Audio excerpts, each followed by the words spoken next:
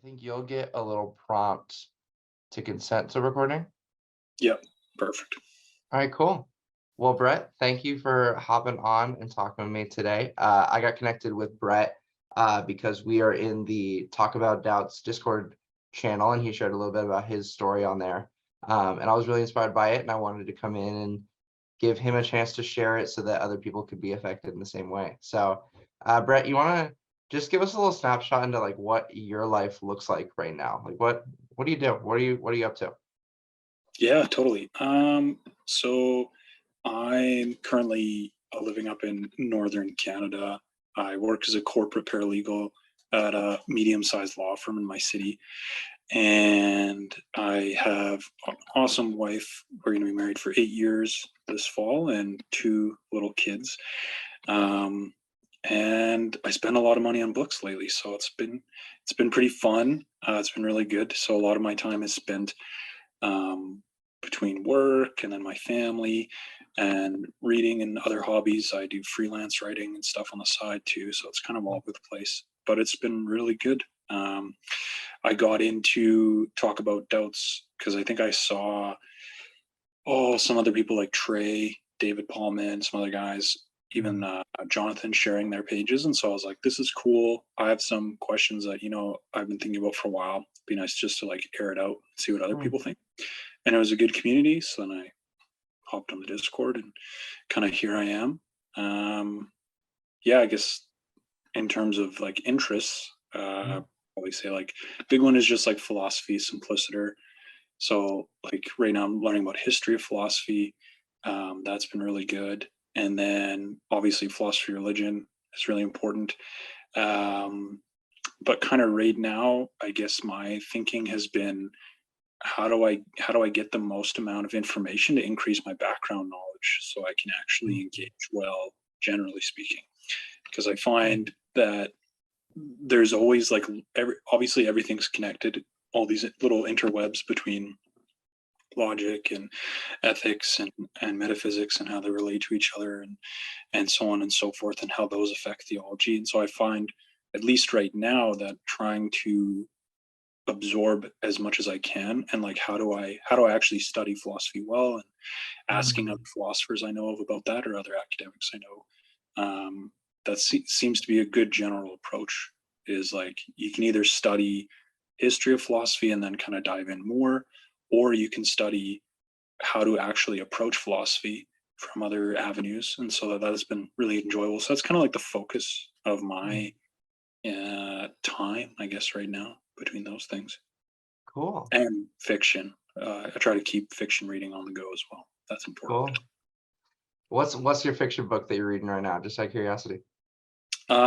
So okay, all full disclosure, don't judge me. Right now, there's so my local library has like a reading challenge thing. So if you read 1,000 pages, that counts as an entry in a draw.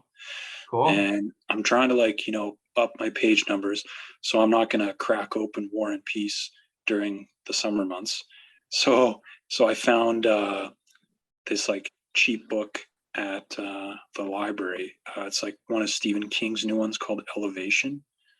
Cool. So it's not heavy, it's really light, kind of trite actually, but I'm getting those page numbers up and hopefully I'm gonna win something. That's what's up. I Yeah, like it, man. yeah. So just give me a little background, like between like what your upbringing looked like in regards to faith, religion, and stuff. Kind of give me everything up until whether it was a major crisis or really intellectually engaging. Kind of just give me a little bit of background. Yeah. So I was raised in like a, it's kind of hard to put your finger on it. I guess I would say like uh, faith associated home. So right, dad Mm, always talked to us about general Bible ideas and proverbs and wisdom, because I think he was definitely raised Christian. mm, I don't think my mom was, or she wasn't okay with it as much as my dad. And I mm, remember going to church as a kid, and then we stopped going. And I ended up just kind of doing my own thing and going to church with friends, or like I would go. The big one was youth group, so I went to youth group consistently for mm, years, and that's kind of what kept me connected and helped me find a good group of friends and stuff like that. And then I didn't really. how do I put this? So I guess I would say I was like emotionally and somewhat morally serious about what I thought and believed. Growing up as like a teenager, and then especially like early college, like right when I started going to Bible college, I was like pretty morally and spiritually serious about what I was doing. Um, and I was intellectually serious in the realm of interacting within the discipline itself. So like interacting within my faith bubble, I was totally serious about like, right, this isn't just a word game or anything like that. This really matters.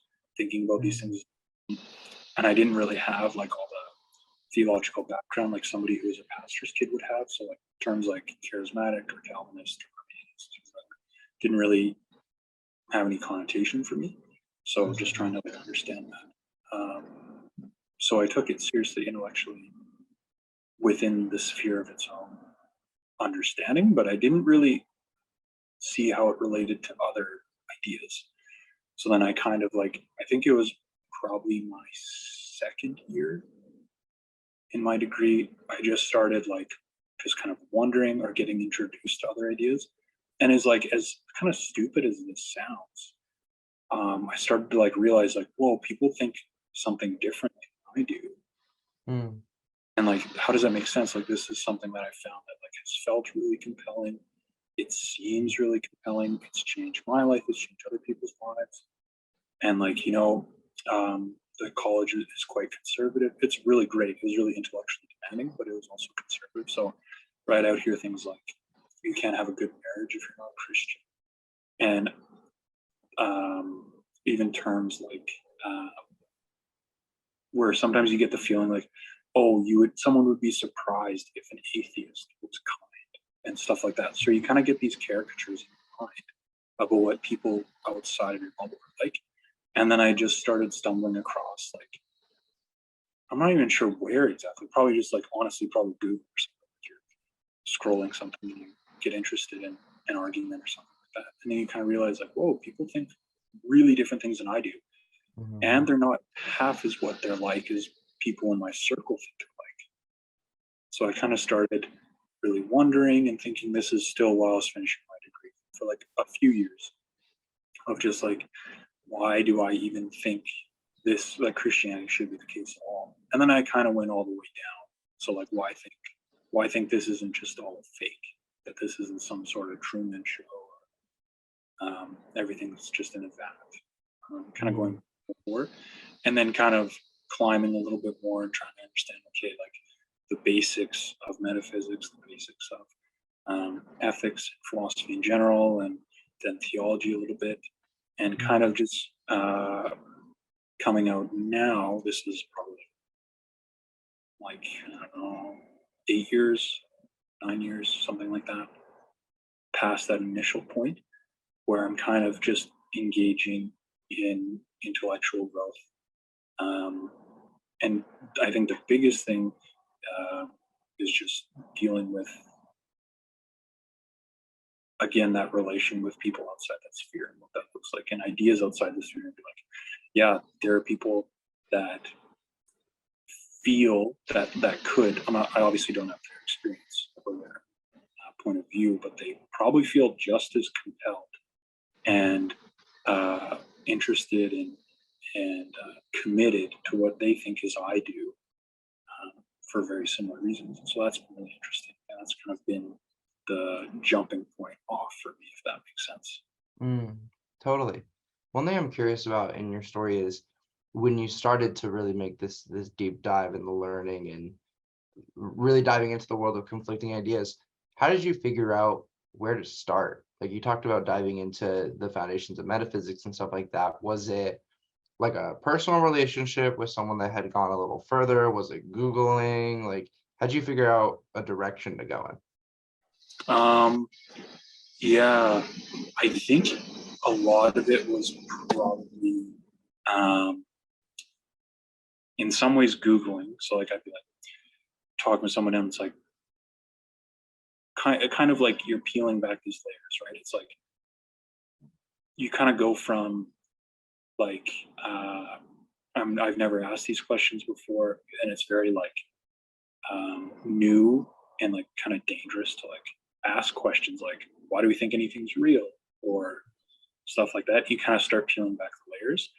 Some of it was, yeah, like going on Google and just asking questions and reading little blogs or snippets, and like not really like high class information, or like going on philosophy forums, theological forums, that sort of thing.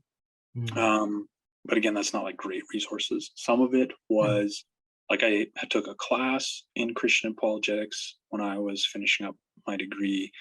I had good friends that were like professors that I trusted, that I would go and sit and chat with. But there was only like maybe like one, maybe two that were like that would really like engage well, and it felt like my questions could land and we could talk about it. Where in other cases, right, I'd ask something that's uh like like deeper than the discipline I'm learning. Like let's say I had to learn Greek for my degree, so then I'd ask questions about like related to philosophy of language and how that works, and kind of like, right, because you kind of get in this habit or mode of thinking of like, let's peel back the layers on everything, like absolutely everything, which I think is probably a good thing to do, but it's also, it can be really exhausting for other people, or other people that are like, you get either specialized, or you kind of stand on the shoulders of other people in your discipline and your life in general. So it's like, oh, you get this impression that we don't have to ask those questions because we have so much backing it. And then when those questions do get asked, you either like try and disarm the question, or you just sidestep it, or you don't answer it at all. Um, Mm. and not necessarily out of bad motive, but so I think a lot of, because of those reactions, and even having friends that when I tried to bring up these questions, they kind of just looked at me like I was weird, like they had no idea. And it wasn't like, again, it's not like bad motive. It's like, oh, we don't really, we haven't really questioned like that. And it's Right. nothing against them. It's just like, that's just where they're at. And maybe that happens later. Maybe it happened before, but it was Mm. very like, you're kind of by yourself in this. For it was like that for a few years. Um, and Yeah. then I started to kind of like get into books a little bit more. So like a lot of it was like that kind of starter stuff. Like all of Lee Strobel's work was really good to kind of like dig in a little bit, stumbling across Reasonable Faith and William Craig's work.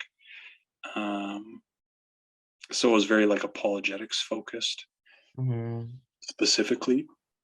Um, and then kind of after that, um, it kind of more delved into like realizing that philosophy is kind of the underpinning behind pretty much every discipline. So I was like studying studying apologetics. Uh, Simpliciter is like really good and really important for understanding. But if I really want to get to like the core of the matter, then it's like, let's start going into philosophy as a discipline in and of itself, and not as a branch of Christianity, if that makes sense. Uh, Really quick, and when you use simpliciter, what does that mean? I've never heard that term. oh, I mean, like as it is, like philosophy simpliciter is like just philosophy, like Gotcha. in and of itself, sort of thing. Like nothing really added onto it. It's not connecting with anything. Yeah, so it's like, let's just look at philosophy by itself. Let's not look at philosophy of religion, or something like that, or philosophy and apologetics, or like let's just look at Mhm. philosophy and what questions we ask in it. Um, if that Gotcha. makes sense. Yeah. No, totally. So then in kind of your crossover into now really valuing and enjoying that pursuit of philosophy, what are some of your go-to resources that over the years have become valuable to you? Or maybe they were valuable in the beginning, for maybe people interested. Like how have your resources changed, I guess is what I'm getting at. Okay. Yeah. I think as I became more, so like I said, to start like Case for Christ, Case for Mhm. Creator, um, what else? Reasonable Faith is probably good. I haven't read that one yet, but I bought it early on. On Guard was really good. Mhm. Christian Apologetics by Groothius was good. I think he just came out with a second edition too. Um, those would kind of be like the good start and think about it. Mhm. Um, get going down that path sort of idea. Right. Um, and then kind of in terms of broadening, when it came to like broadening my scope of like how do I actually just like look at philosophy, after talking to a couple, this is recent too, by the way, like I kind of have always been studying this stuff, but it's been more of like a philosophy deep dive, I don't know, within the last year or two, I guess I Mm, would say. Um, there's a actually, like, now that I think of it, there's a really good series called Contours of Christian Philosophy, mhm, and it has each book is a subject. So like they'll have an ethics book, metaphysics book, mm, a I don't think they have a logic book, philosophy of science, and philosophy of religion, and they're all by like top guys. Like mm, what's the one? Zachary Manis, I think um, Del Ratz did the philosophy of science one, that was really good. Arthur Holmes does the ethics one. So cool. that was a good resource. Is like, how do we look at philosophy as like a discipline from a Christian point of view? Um, Books that have been recommended me for reading philosophy in two different ways. Um, One is like from like a history, so like people that are kind of the school, like if you want to study philosophy well, look at all the various thinkers and then kind of dive in that way.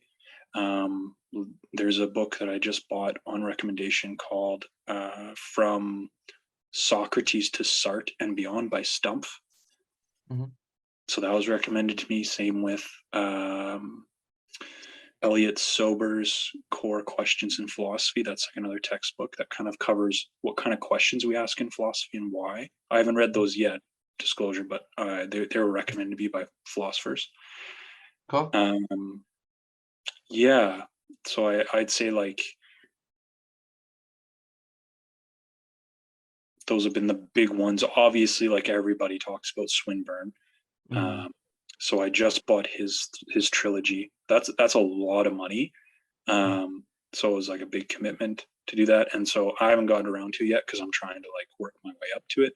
mm, But part of doing that is finishing philosophy or philosophical foundations by Moreland and Craig.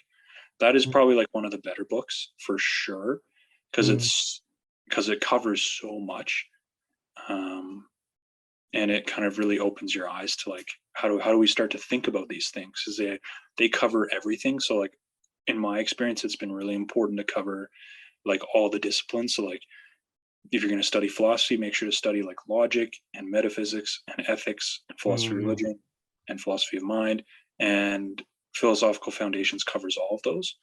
um, cool. that's been really great. um, Moreland also has a really good book called How to Love God with All of Your Mind. And that's a really good intro to like intellectual engagement generally and in Christianity and why it's important. Cool. Um, so I want to shift a little bit now. I'm really interested in what a lot of this has looked like practically in your life. So you'd mentioned a little bit on some of the community changes or being how it was received in the community. What does your community look like now?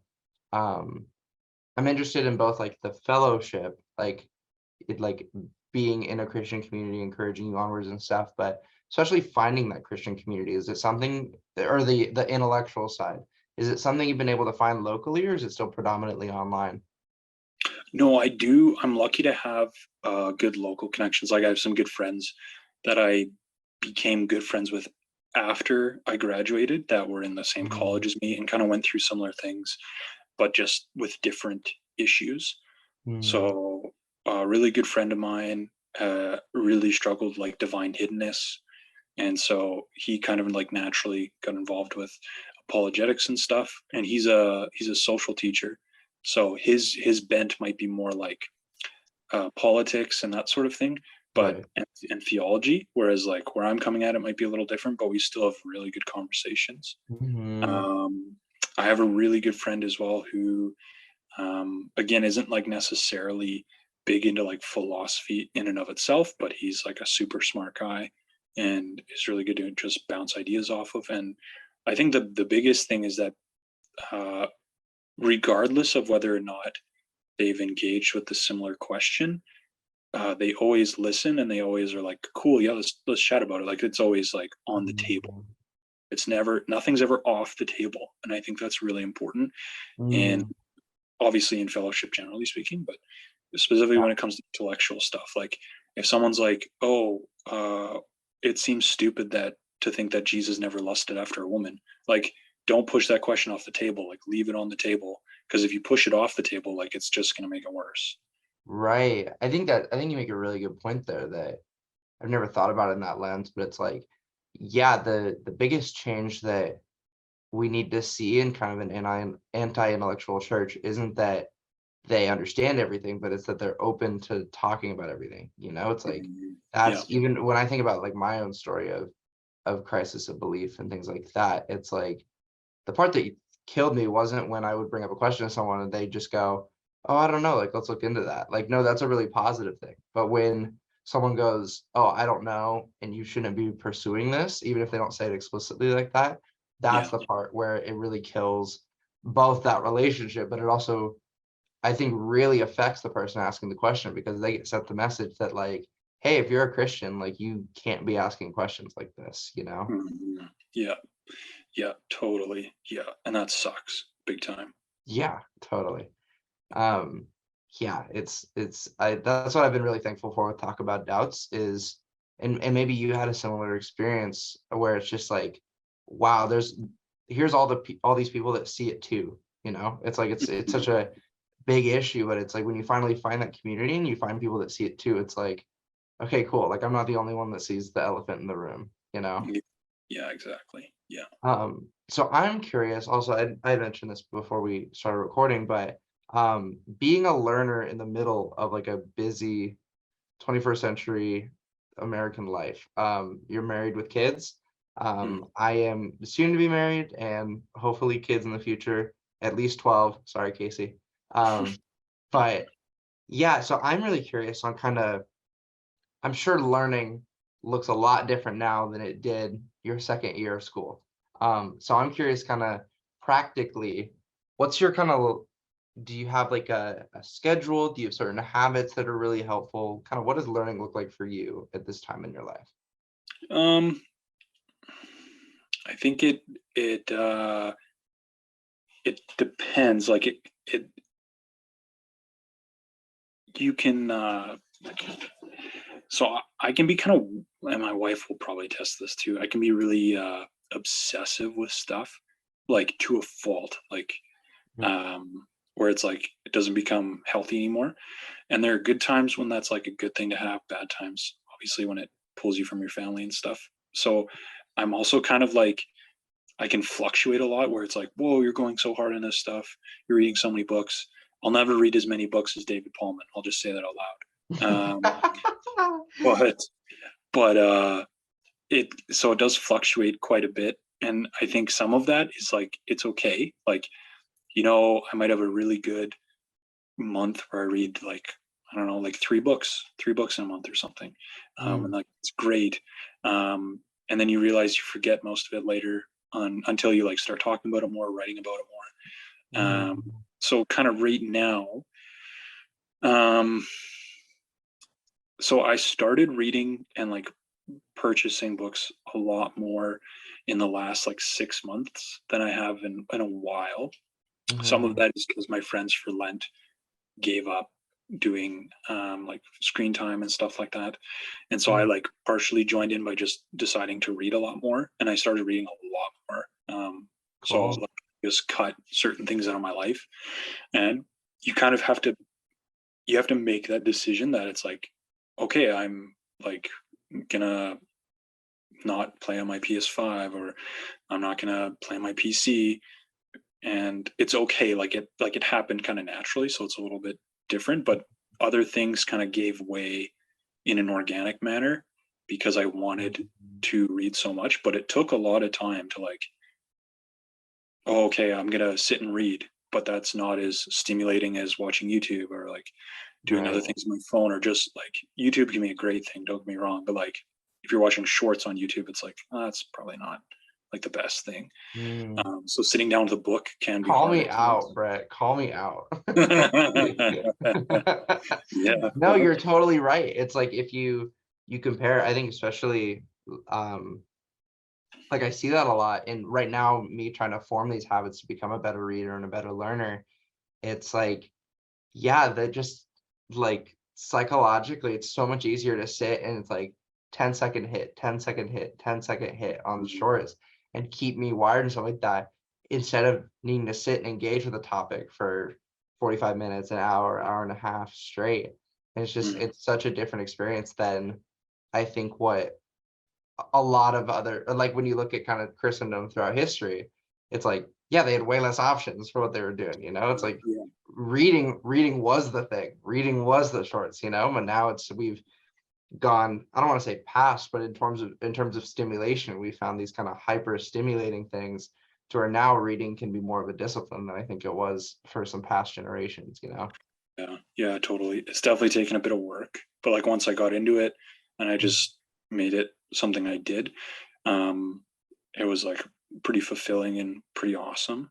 But it took quite a bit of time, especially like if you're reading stuff like Kierkegaard or any like continental philosophy. It's you're just gonna sit there and you feel like you're just smashing your head in a brick wall.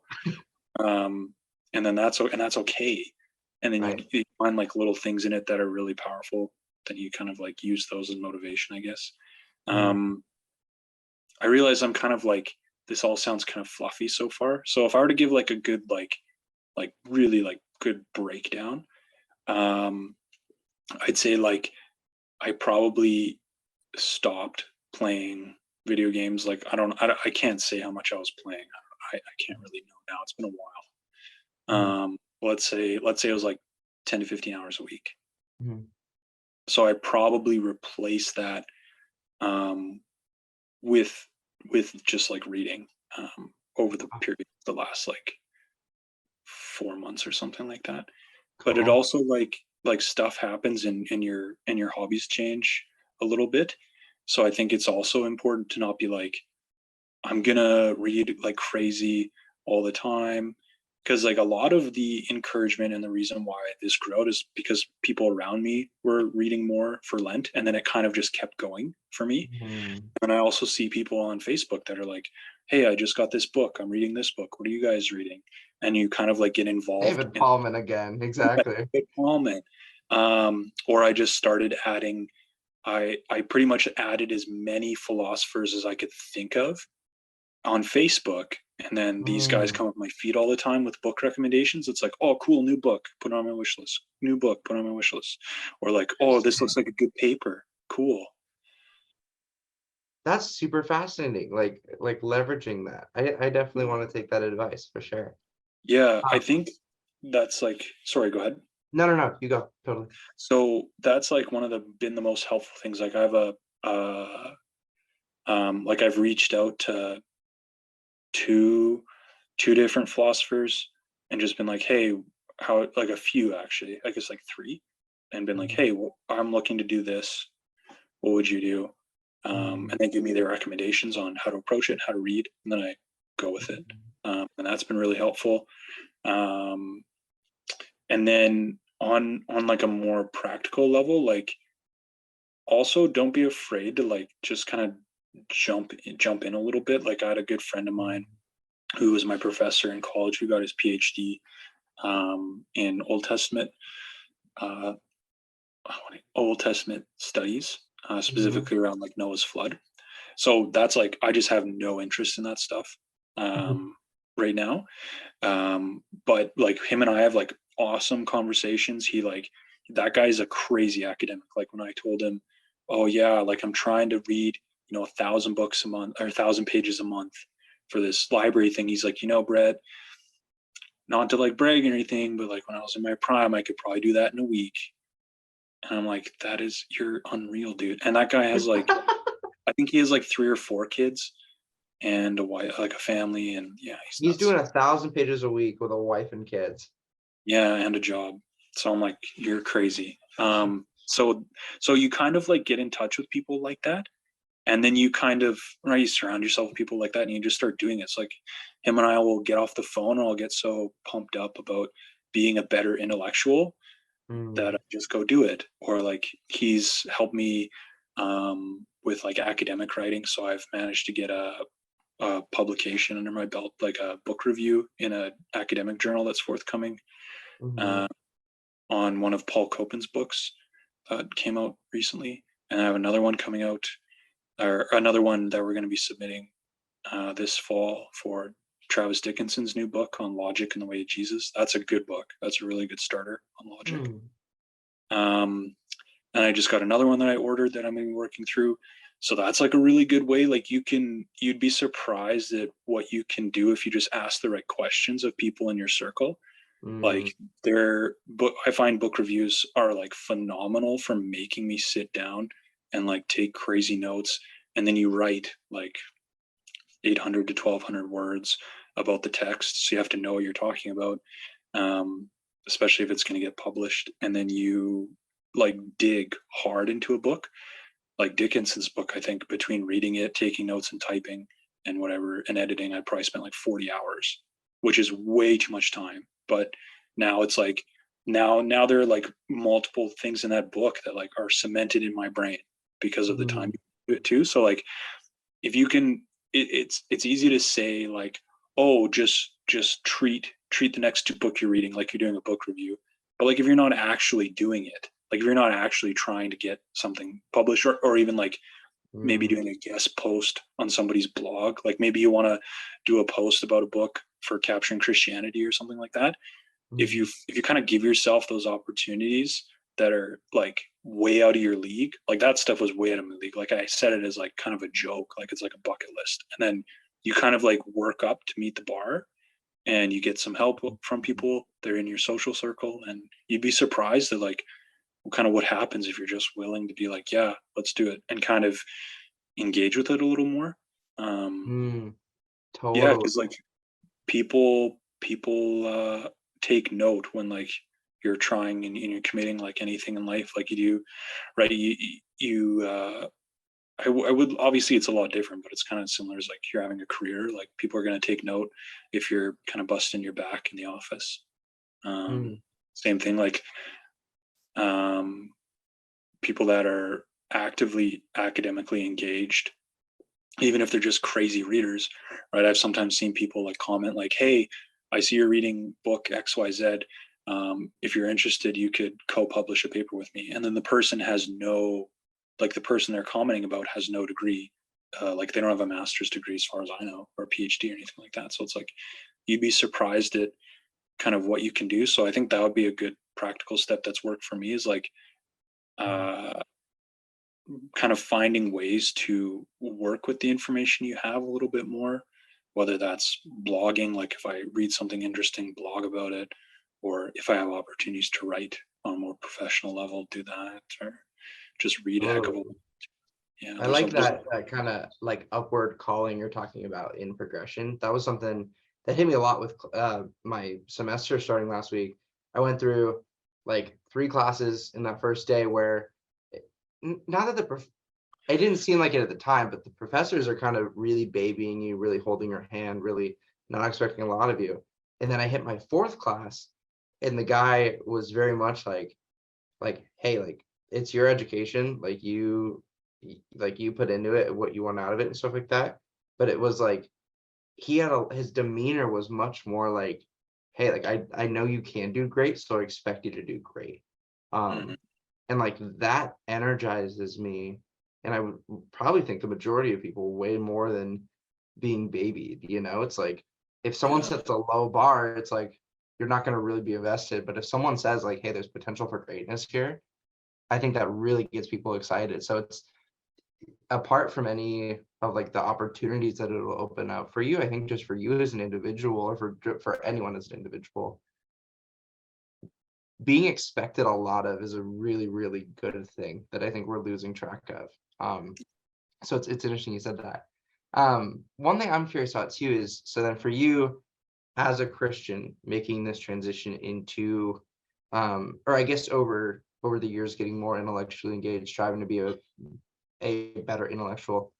what changes has that produced in the devotional side of your faith, or maybe that emotional or the significance of being restored to God through Jesus? Kind of what has that produced in your Christian walk that you would have been shocked to have seen maybe 10 years ago? I think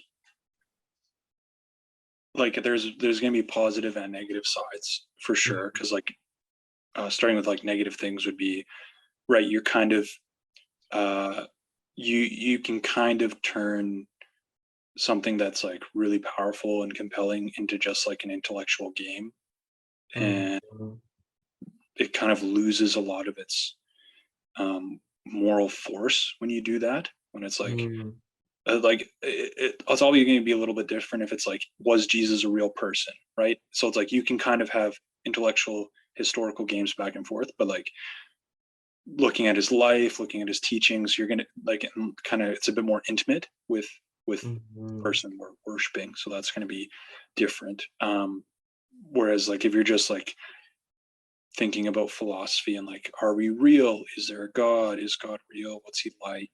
And more mhm, abstract things, then you can kind of feel like reading the Bible is kind of like a test tube for like, let's break this down more, or even even going in directions of like, oh, mm, not going as far as like methodological naturalism, but like, oh, scripture isn't as rigorous as my philosophy book that I have on my shelf, so it's like I feel better mhm, about that, or my theology book or that sort of thing.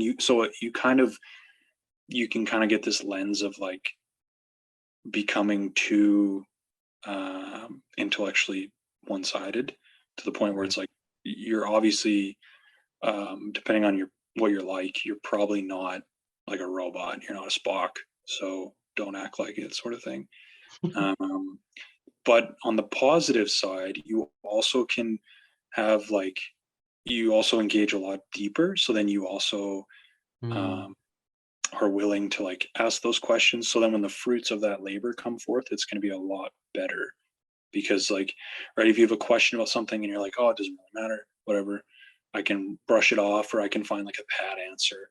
But if you're like really invested in it and it's like this means a lot to me, like this actually kind of like means my life to me, when you do stumble across something new or something kind of clicks, or maybe God works in your heart or your mind or somebody else does or both, it really makes things a lot more powerful because like you mm, got skin in the game. This isn't just for a class. This is because I really care mm, about it. So there's a lot more intellectual engagement, which means there's going to be a lot more passion, which is a good thing.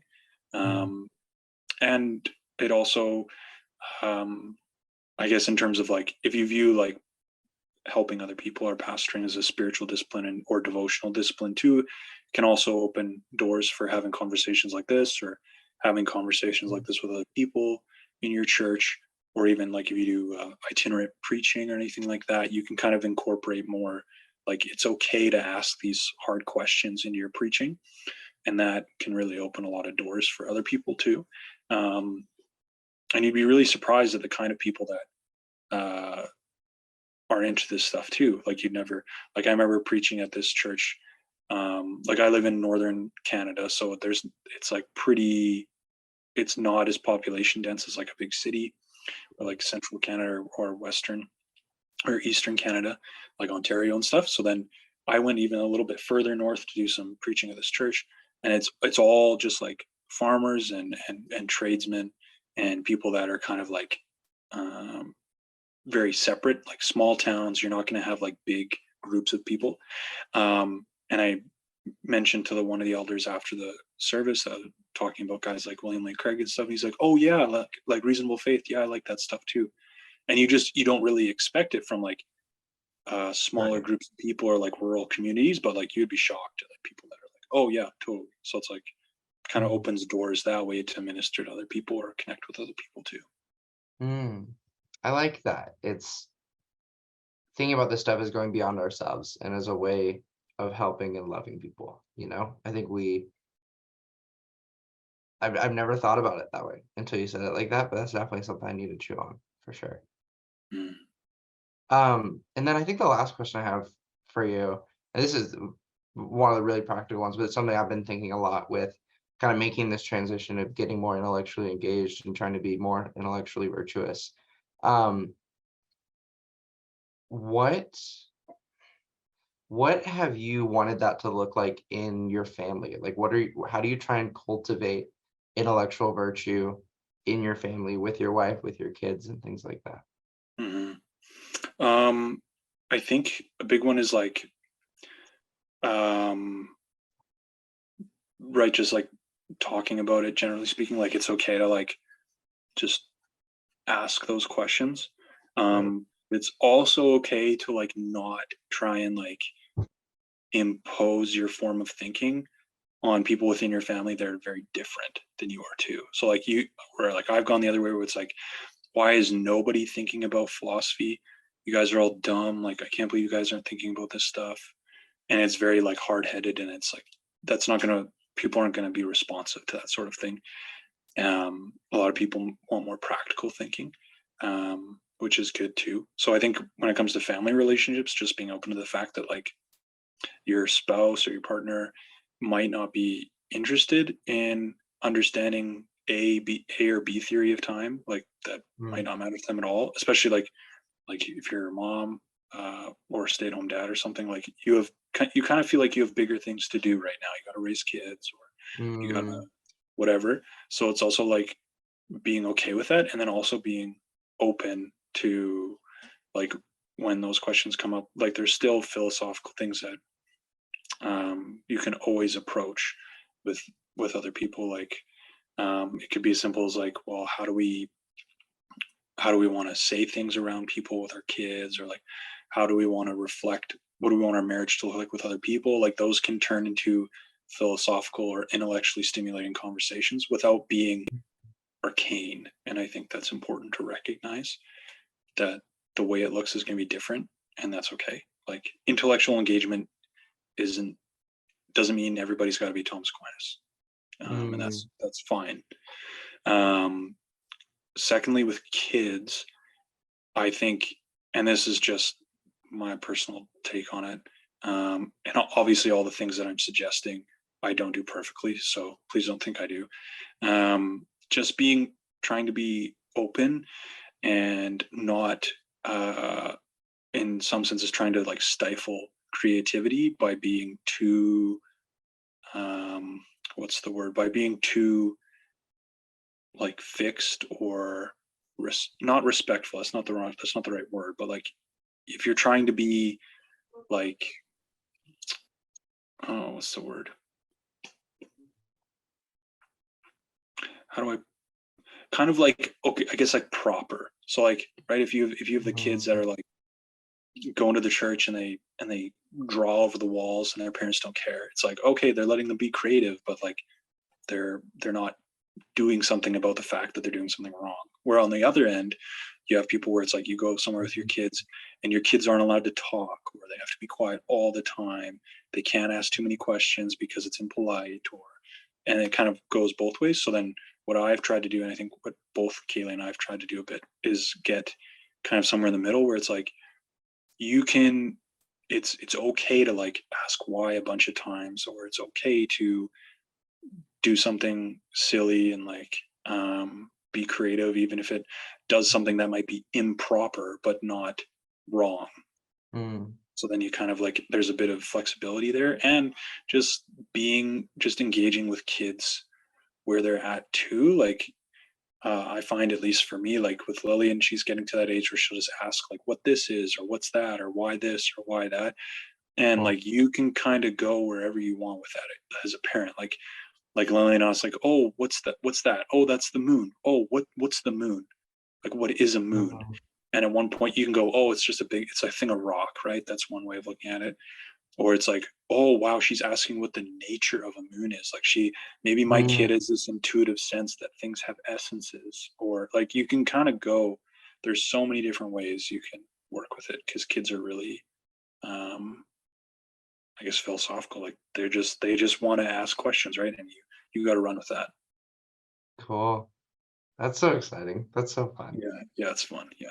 And then my last question, I'm gonna get you some brownie points and get me one more viewer. What do you love most about your wife? um, Probably like the biggest thing is she's definitely probably like the most yeah, probably I would say probably the most virtuous person I know if I think about her in terms of Wow. um like emotional maturity, where it's like Mhm. I'll do something, I'll react negatively to something or whatever, I'll just feel like a kid because of my emotional maturity or Mhm. my lack of moral virtues. Like she's a very virtuous person, and so that translates into her being an awesome wife and an awesome mom. With raising people where she wants them to like listen and care and emotionally engage, and I think that's great because, like I said before, if you go into like intellectual hyperdrive and you just think Mhm. that the only thing that matters is reading and becoming more intellectually growth, you can kind of become emotionally stunted. And then you realize like, oh, like it actually really matters to cultivate the whole self. And so having Mhm. somebody like Kaylee in my life has been great because I've generally been a head in the clouds kind of guy. And she's kind of been more on the ground, but she definitely has an amazing heart and like a drive to like make things better and help people. And that's like extremely admirable. Cool. I love it. Yeah. Well, cool. Well, Brett, thank you so much for taking the time to talk with me and just share your story and stuff like that. I totally think it's been encouraging to me. There's been a lot that you've said that I'm like, oh, I need to chew on that more for sure. And I'm sure it's gonna have that same effect on some more people. So thank you for taking this time in the middle of reading, having a wife, and having kids, and sitting down to talk with some random college kid. You're welcome. That's good. Cool. Yeah, that's good. Well, Brett, I'm gonna stop the recording and then we'll just wrap things up. Sounds good.